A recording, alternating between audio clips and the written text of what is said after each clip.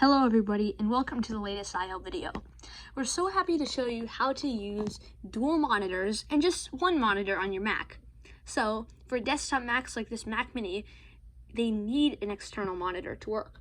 If you have an iMac or an iMac Pro, they have a built-in display, but you can connect other ones to make it even better. Also, if you have a Mac Pro, you'll definitely need displays. We'll be using this great Asus display, which we've showed you in our other Creating the Ultimate Desk Setup videos, and our amazing Scepter E22 monitor that has rich color, 75 Hz refresh rate, and it's a 22-inch display. So these are just some amazing displays. So let me show you how to connect them. So our Mac Mini has an HDMI port, which is great when you're using a single display, but I've been working to create some great setups so I can just plug any device, like another Windows laptop or another device, just so I can have all of my setup ready. So I have my USB-C hub, which we've showed you in other videos. It has all of my connections that are necessary, like my USB for my mouse. And then also it has an HDMI port to connect my monitor. So we can just plug that HDMI port directly into there. And then that monitor is all set up. That monitor will be this one, the Scepter E22 monitor. Really great. Then this other adapter will be plugging into our Asus monitor. And it just plugs directly into our Thunderbolt 3 ports. We have 4 of them on our Mac Mini. If you have a Mac Mini 2020, you'll only have 2 of them, which I'm pretty surprised about that they got rid of them. So maybe this Mac Mini is supposed to be a more pro Mac Mini. I'm not sure. Apple's kind of confusing sometimes. Also, be sure to check out our other videos on Intel's new ad campaign in our series videos. Those are really great videos for you to watch. And right now at this point, if you haven't subscribed already, be sure to do that because it really helps our channel grow. Thank you so much. So, we've plugged in our displays right now, but let's do some amazing settings that make our displays even better. So let's open them up. So when we open up our display settings, we'll see one for our external monitor. This is not the main monitor because that's not the monitor that the Mac was set up with. Sometimes it can get a little bit confusing, but don't worry. The settings will mostly be the same. So we can choose some amazing display options. So our resolution, I am not going to change that because it looks very weird sometimes. We can rotate it if you have a really cool monitor like the Pro Display XDR. This display, as we told you earlier, supports 75 Hz, so I turned it on to the max. Night shift you can customize with a schedule. So let's change that schedule to sunset to sunrise. And then manual, and we can control it so it's less warm or more warm. Really cool. I'd like it more warm because that helps me do my best when I'm trying to focus on work. Of course, right now it's not a night shift, so it won't turn that on.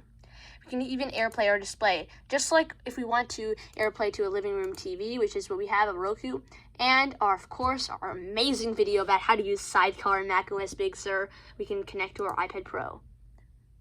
We can gather all of our windows together, which is really helpful, especially with this amazing dual monitor setup. So we can calibrate the color. So let's open Profile and let's calibrate it. So this is a cool app. It kind of looks like it hasn't changed much. Even has that old Apple Cinema display. So this app really hasn't changed, even though we've gone through 2 major versions of macOS, including Yosemite and Big Sur, which are the big changes. So this is probably Mavericks or before. I'm not sure. It's pretty cool. If you like this video, we'll probably think about making a video of the history of macOS. That would be pretty cool. And our parent company, which is River Road Studios, is going to release a documentary this summer about the history of computing. So be sure to stay updated to that, and you can subscribe to that channel. It's in our featured channel section. So we can do the just display.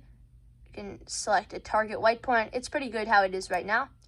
And then we can allow other users to use this calibration. I don't really need that right now because I only have myself.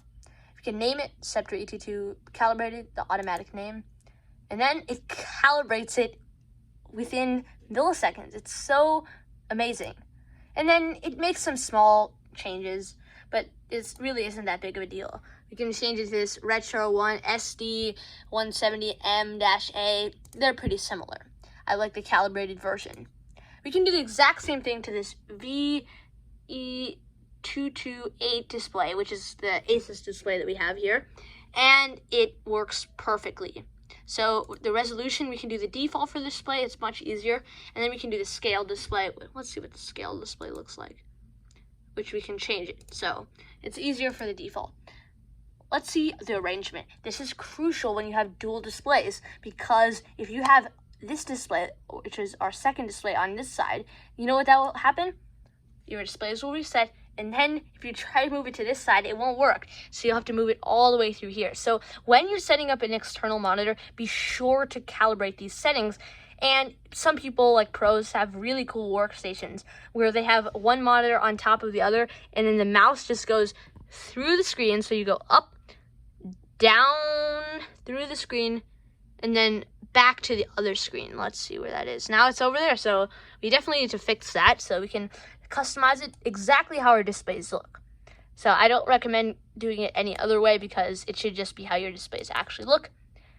And those are some basic settings for the display. Of course, we can do some other settings like we've shown in Sidecar, increasing the display brightness, which isn't shown right now, unfortunately. You can turn on dark mode, which is a new feature released in macOS Mojave and later. Night shift, easy access. It's going to be very warm. And then we can connect to Sidecar, and then we can open display and Sidecar preferences, which we're in right now. So, thank you for joining us in the latest iHelp video. We're so happy that you joined us today. Be sure to like and subscribe, and we're so excited to show you what's going to happen in our next series video, which will be coming out on Friday. Stay tuned for more updates. See you in the next video.